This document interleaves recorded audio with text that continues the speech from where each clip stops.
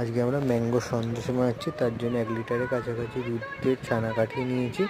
এটাকে ভালো করে ম্যাশ করে নিচ্ছি হাতের তালু দিয়ে। ভিনিগার দিয়ে ছানা কাটিয়েছি, আপনারা লেবুর রস বা ছানা কাটা পাউডার দিয়ে কাটাতে পারেন। ভালো করে নরম করে মেখে নিয়েছি ছানাটাকে। কড়ার মধ্যে ম্যাঙ্গো পাল্প নিয়েছি, ছেঁকে নিয়েছি যাতে কোনো সুতো না থাকে।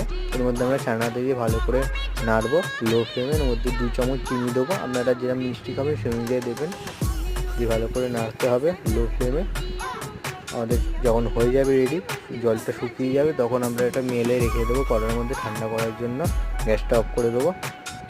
ঠান্ডা হয়ে যাওয়ার পর ভালো করে একবার মিশিয়ে নেবো স্প্যাচুলা দিয়ে, এত নরম হয়ে যায় ছানাটা।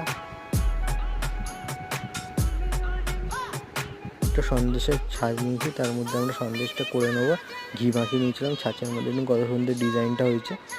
আপনারা গোলও করতে পারেন, যেরকম ইচ্ছা করতে পারেন। সন্দেশটা খুব সুন্দর খেতে হবে।